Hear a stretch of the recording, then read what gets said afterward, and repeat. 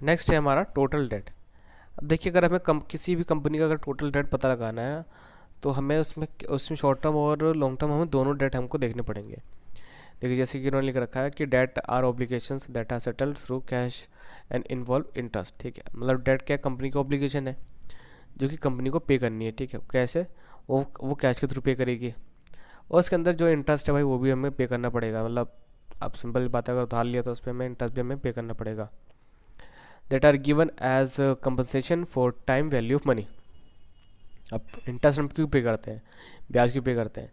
क्योंकि अब देखिए, कंपनी अगर कोई भी बैंक अगर आपको 1 लाख रुपए दे रही है, तो वो ये मान के चलती है कि फ्यूचर में ये 1 लाख रुपए 1 लाख रुपए रहेंगे ही नहीं।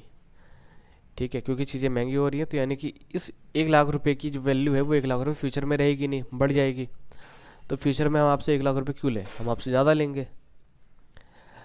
ठीक है, तो जो इंटरेस्ट होता है वो क्या होता है, as a compensation for time value of money. मतलब वो एक तरीके से एक कंपनसेशन होता है जो कि बैंक के द्वारा या फिर जो भी आपको उधार दे रहा है वो आपसे लेता है। To that extent debt is different from all other obligations.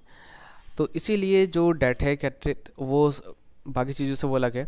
There for analyst में need to identify the total value of debt. तो अब देखिए, यहाँ पे अगर टाइम इन्वॉल्व हो गया है तो हमें एक्चुअली में पता होना चाहिए कि कंपनी का जो टोटल डेट है वो क्या है और उसकी वैल्यू क्या है। Total value of debt, total value of debt. ठीक है, यानी कि अब कंपनी ने 1 लाख रुपए ले रखा है उधार, बट एक्चुअल में 1 लाख रुपए थोड़ा ना पे करना है उनको, उनको तो इंटरेस्ट भी पे करना है। तो हमें इंटरेस्ट भी हमें यहाँ पर देखना पड़ेगा, वो भी हमें कैलकुलेट करना पड़ेगा। This calculated by summing long term debt. तो इसमें हमें क्या करना पड़ेगा, जितने भी लॉन्ग टर्म डेट है और current portion of long term debt है और जितने भी शॉर्ट टर्म डेट है प्लस फाइनेंशियल लीज ऑब्लिगेशंस। तो इसीलिए जो बैंक है वो कहता है कि देखिए कि अभी हमने आपको जो 1 लाख रुपए हम दे रहे हैं, ठीक है, फ्यूचर में इसकी वैल्यू कम होगी। तो इसीलिए हमें 1 लाख रुपए, हमें सिर्फ 1 लाख रुपए नहीं चाहिए, इसके ऊपर हमें इंटरेस्ट भी चाहिए।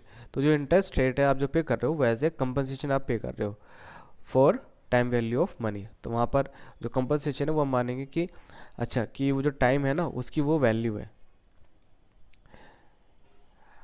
टू दैट एक्सटेंट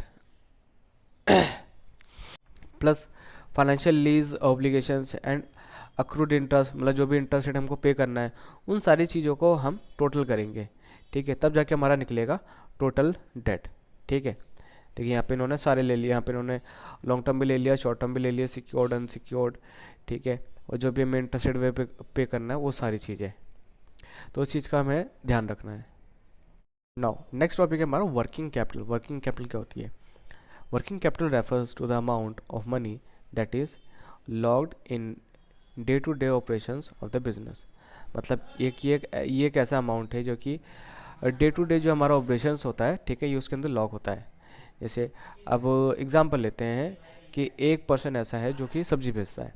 ठीक है, तो वो क्या करता है, वो 10,000 रुपये की सब्ज़ी लेता है मॉर्निंग में। ठीक है, फिर उसको बेचता है और मान लेते हैं कि उस 10,000 का बन जाता है 15,000। ठीक है, अब देखिए नेक्स्ट डे भी वो क्या करेगा, वो 10,000 रुपीज़ वो क्या करेगा, उसका अपने बिजनेस में वो लगाने के लिए वो अलग से रखेगा, है ना। तो यानी कि वो जो 10,000 रुपये वो क्या हो गया, वो डे टू डे जो ऑपरेशन है उसके अंदर वो इन्वॉल्व है। तो वो 10,000 रुपये क्या हो गया, वो वर्किंग कैपिटल हो गया। It is often calculated as current asset minus current liability. तो अगर हमें ये कैलकुलेट करना है तो हम कैसे करेंगे, कंपनी की जो भी करंट असेट है उसमें से आप माइनस कर दो करंट लाइबिलिटी, तो उससे आपको पता चल जाएगा कि कंपनी की कितनी वर्किंग कैपिटल है। तो यहाँ से यहाँ पे इन्होंने ये भी बता रखा है, जैसे इन्होंने जो बैलेंस शीट दे रखी है भारतीय एयरटेल लिमिटेड की, उसमें जो इनकी जो वर्किंग कैपिटल है, ठीक है, वो आप कैसे निकाल सकते हो, कोर वर्किंग कैपिटल। ठीक है, कोर वर्किंग कैपिटल हम निकालते कैसे हैं, देखिए करंट लायबिलिटी में हमको पता है कि ऐसी लाइबिलिटीज़ होती हैं जो हमें विद इन 1 ईयर हमको पे करनी होती है। ठीक है, यानी कि इसके अंदर हमारी शॉर्ट टर्म लाइबिलिटीज़ भी होंगी। उसी तरीके से जो हमारी करंट एसेट होती हैं उसके अंदर हमारी शॉर्ट टर्म इन्वेस्टमेंट भी होती हैं। ठीक है, अब यानी देखिए अब जो शॉर्ट टर्म इन्वेस्टमेंट है या फिर जो शॉर्ट टर्म डेट है, क्या इसका हमारे कुछ बिजनेस से लेना देना है, क्या इसकी वजह से हमारा डे टू डे का जो बिज़नेस है वो चलता है? नहीं। ठीक है, तो इसीलिए जब हम निकाल रहे होते हैं वर्किंग कैपिटल, तो उस केस में ना हमें इन दोनों चीज़ों का ध्यान रखना होता है। इन दोनों चीज़ों को अगर आप निकाल के अलग रख दो तो अच्छा रहेगा, मतलब इसको आप माइनस करके लिख दो, तब आपको एक्चुअली पता चलेगा कि जो वर्किंग कैपिटल है वो कितनी है।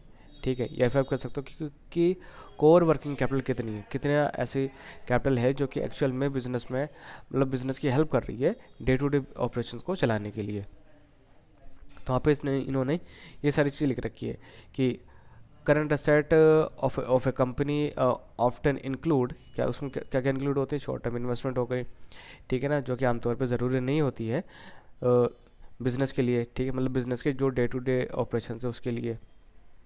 सिमिलरली जो हमारी करंट लायबिलिटी होती है, ठीक है, उसके अंदर हमारे शॉर्ट टर्म जो ऑब्लिगेशंस होती हैं वो भी इंक्लूड होती हैं, जो कि अगेन हमारे जो डे टू डे ऑपरेशंस होते हैं उनको रन करने के लिए वो ज़रूरी नहीं होती है। ठीक है ना, तो इसीलिए हमसे कहा गया है यहाँ पर कि आमतौर पे इस वजह से ना हम मिसलीड हो जाते हैं कि एक्चुअल में कंपनी की जो वर्किंग कैपिटल है वो एक्चुअल में है कितनी।